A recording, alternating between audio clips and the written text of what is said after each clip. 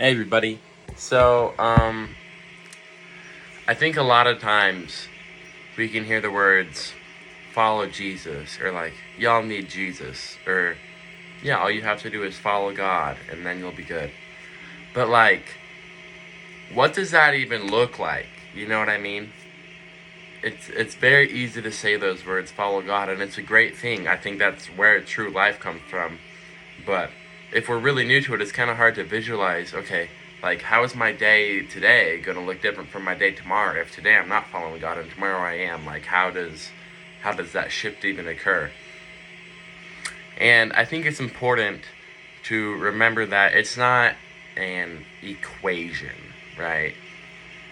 There was a sermon a couple months ago. It was like our faith in God, our life following God, it should be transformational, not transactional.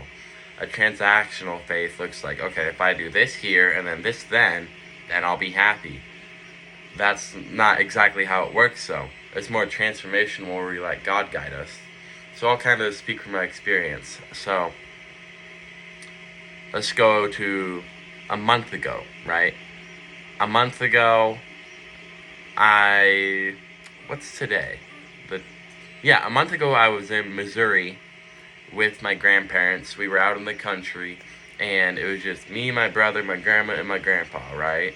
And a typical day would look like, okay, I wake up at like 8 o'clock, then my grandpa makes breakfast, my brother might help with breakfast, I go and eat.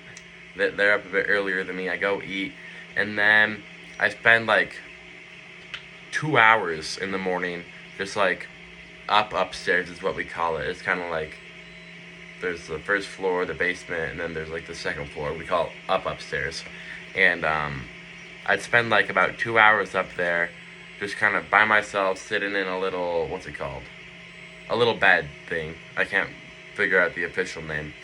But I would just sit there, get my Bible out, get my journal out, and I wouldn't really journal as much as I would Bible study and pray. And I would just do that, like, eat, then straight to there. Sometimes I wouldn't eat until after I did this study, prayer time.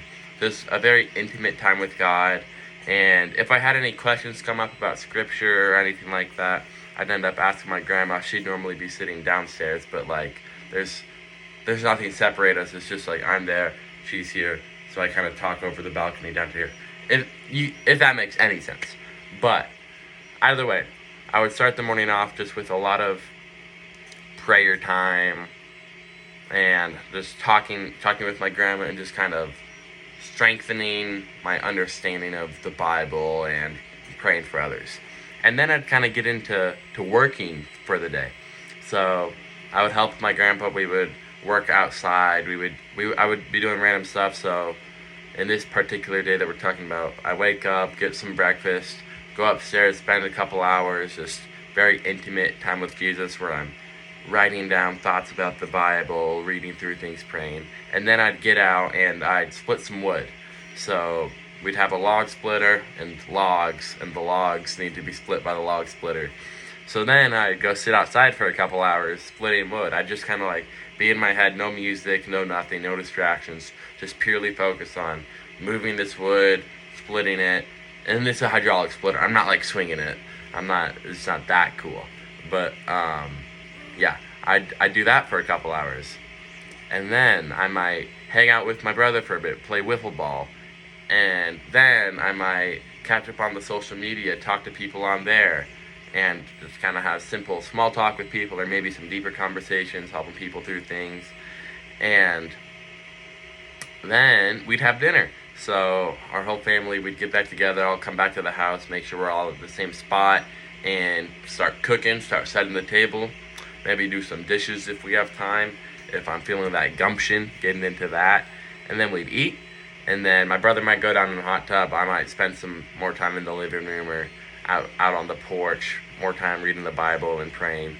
And then we'd go to bed. So that's what one of those days would look like a month ago. Let's go to my day today. Throughout all of this, I'm following Jesus, and that's a key part of my life. That's the reason I have life, I think. And let's go to today now, just to show you how there's It's not transactional where you do this, then you get here. It's transformational, right? So, I might be repeating myself, but that's because it's important. To today, it's, what time is it? It's maybe, I'll guess, 10 o'clock-ish, roughly-ish. And I've already done quite a few things today. Some that I'm not proud of, some that I am proud of. I woke up at about 6:40. Oh, it's hard to say 6 with retainers. Let's say 7. Okay, I got out of bed at about 7, and I got up. It was busting. I went upstairs. I went downstairs. My apologies. And I went and I made a Nutella bagel. So bussin', so bussin'. Like within 2 minutes of me standing up, I was eating, and I had never done that before. I had never really eaten right out of bed, but you know, it worked. I never really do that, but I did it this morning, and it worked. And then after that, I put my keys in my wallet and my phone in my pocket, and I took my sister to school. It only takes like 15-ish minutes. She's not too far away. But I took her to school, just kind of had a typical morning conversation with her, dropped her off, then I drove back home. And then what happened? And then I felt called to play some guitar. So I played the guitar for a bit, really just kind of strumming around. I'm trying to work on my sense of rhythm. So I was doing that. There was a couple moments where I was frustrated. I'm like, I'm not getting this. It's like my timing's off. And then I couldn't switch a chord in time, and it's like... But overall, I think I learned some while playing that, and I'm preparing for if we do worship at youth group this coming fall. It'll help to know the timing of the guitar. Yeah. And then what did I do? And then I think I checked out the verse of the day. I watched that video. That felt pretty good. And then the most like memorable thing that sticks out. Oh, I took a shower. Said hi to my mom. Hung out with my dog some. And then, what was it? I had an idea for a video to post. It was me like doing some random funny guitar thing. And then as I was waiting for that video to post, I was still on the TikTok app waiting for the video to post on the top left corner. And so I started scrolling, waiting for the video to post so that I could like it and go post it to Instagram.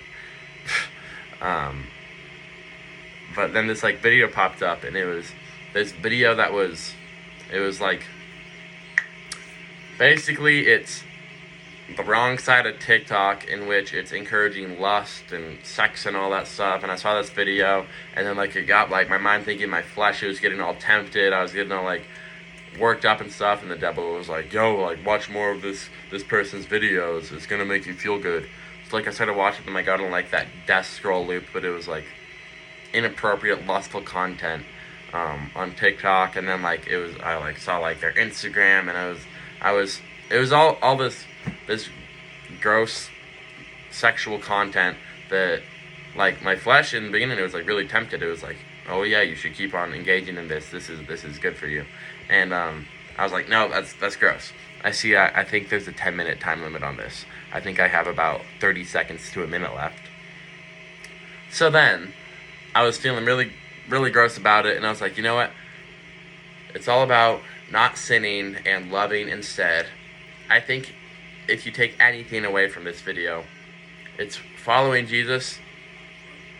It should include loving God and loving others.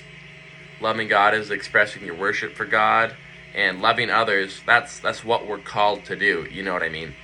So if and anything we're doing, whether it's the dishes or playing guitar or practicing for soccer or going to work or anything, we should just be thinking, does what I'm doing right now honor God?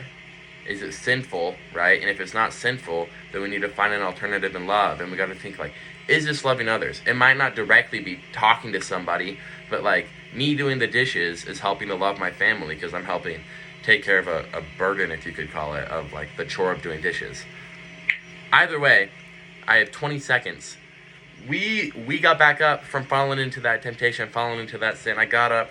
I prayed for that person in those videos. I started reading my Bible. Now I'm making this video. God always gives us a way out. But yeah, if you can take anything away from that, Just love God, love others, and He'll guide you when we ask Him. And I love you so much. Goodbye.